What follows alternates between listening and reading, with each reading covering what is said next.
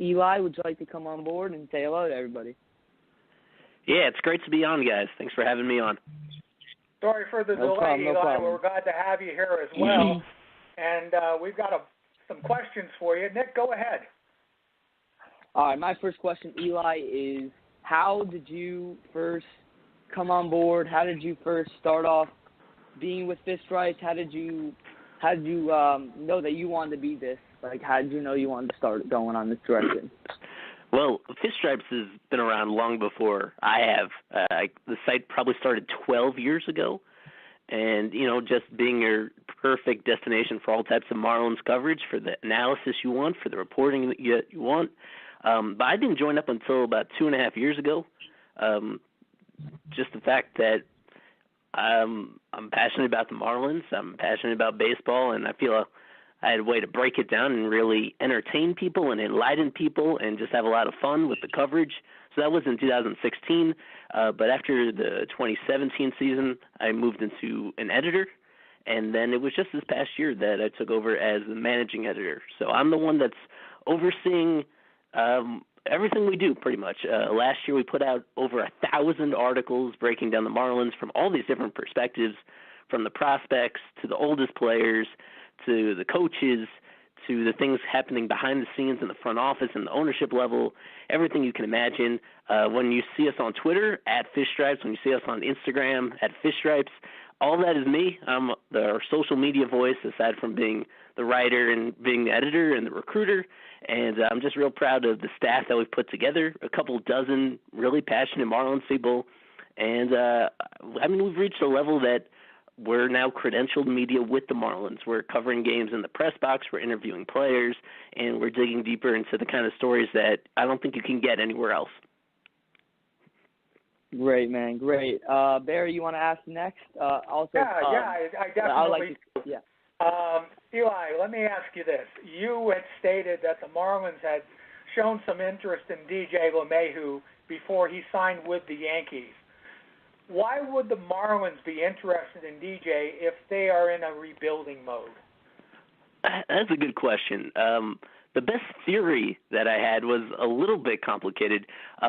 But, let's just start with the basics, the fact that last year they had a payroll that was in the about $95 to $100 million on opening day, and that came down a little during the season. And they didn't really fill in that lost money that they were spending on veteran players that traded away and left via free agency. So even though they are rebuilding, and even though you want to kind of focus those assets on building a championship team a few years down the road, they have money. Baseball is a really healthy industry, and even with the attendance issues that this team has had with their TV ratings as well, even with some limitations in the Miami market, it's a profitable team, and you can spend money in free agency to tighten up a couple of holes you have on your team, even if you're not contending in that one season.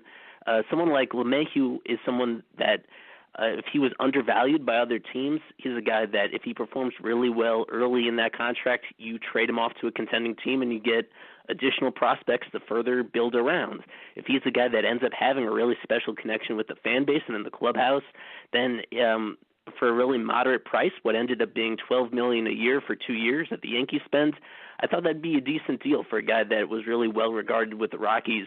But the particular theory that I had is that, and it caught other people off guard as well that they were involved, considering where they are in their competitive cycle. But if you look at the type of player that LeMahieu is, not that how productive he is because he's not on this level, but if you look at his tendencies and you really squint closely, he has a lot of similarities to Derek Jeter with the way that he goes to the opposite field, with the way that he puts the bat on the ball, with how he's really fundamentally sound in the field. So the best theory that I have as to why they may have looked at him in particular is that's a move that maybe Jeter, all the way up top in the front office as the CEO, may have gotten involved and nudged them in that direction. And if the price fell to them, maybe on a one-year deal or 1 year in a club option, if the price is right, I think that's a guy they would have gone after. And, in those couple ways, look to recoup that value later on. If the fit was right, and just by the interest that they had in him, you can assume that they're still going to be at least asking around on some of these other free agents that are still in the market.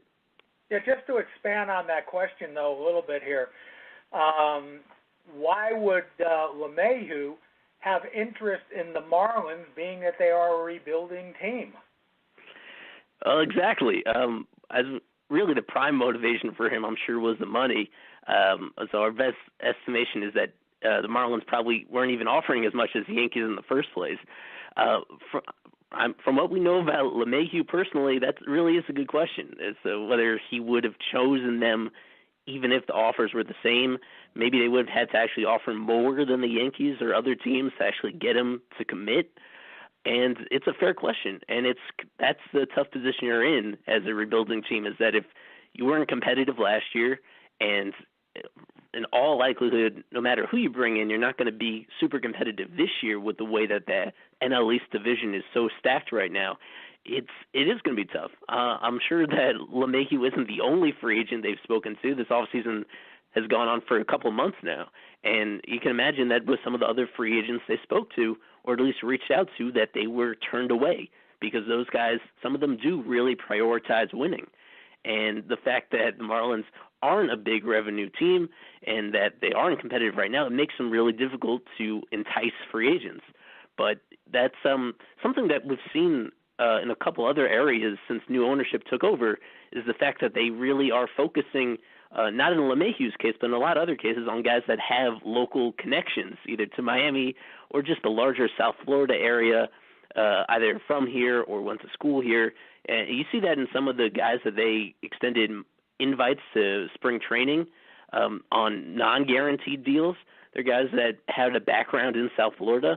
And so maybe that's something that with some of the guys that are still out there, and there are over 100 major league free agents still out there, that's like one detail that they really focus in on. And they target those guys who they think, despite all the other issues that I've mentioned, those are guys that might see through that in order to go somewhere where they're actually comfortable. All right, Nick, I think you have a question for Eli. I do. Going off that, the Marlins definitely have a lot of holes in their lineup. They're rebuilding. We're not expected to compete till the early 2020s. But for this season coming up, what do you believe that our team needs to get better for this season coming up, to get younger, to get stronger? What do you think? What positions do you think we need to get better this season coming up? Well, they have a lot of uncertainty. I mean, the biggest hole that could open up, of course, is if they trade JT Realmuto. And despite all the how this has been really drawn on and how teams have already seemingly pulled out of their interest, eventually I do believe he's going to get traded. There's so many motivations for the team to do it, and there are contenders out there that really need him. And if they do trade him, if they trade their best player, and if you look at the rest of the Marlins roster right now, that opens up a just enormous hole at catcher, where all of a sudden you have this huge void between Realmuto and one of their high draft picks last year, Will Banfield. But he's just a teenager in the low level of the minors. You have a couple years then in between those guys, and that's even if you're expecting this draft pick to turn into a superstar. So that's the position that totally needs to be addressed if they end up trading Realmuto, and maybe they do get a replacement catcher in that trade. That's probably best. Again, that's best for all teams involved. If they end up getting a guy that could fill in, not at the same kind of talent level, but at least someone that could play the position, that would be really important.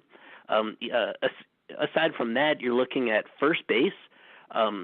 They had today in Jupiter, they actually had a kind of a training camp for a lot of the young hitters in the organization, and it included Peter O'Brien and Garrett Cooper. And those are two guys that would seem to be right now the leaders in the competition to get playing time at first base this coming season. Both those guys, when they're right, when they're healthy, and when they're making contact, they hit for tremendous power and could be productive, but almost all of their track record is in the minor leagues. Those guys, you just don't have a lot to go on in the major leagues to convince you that they're going to be actually quality players at the highest level. You look past them, and again, there's just not a lot of answers in the organization right now at first base. That's the kind of position where you could start with prospects that are playing up the middle defensive position, and maybe they just convert into first baseman later in their careers, if you know what I mean, where, it turns out that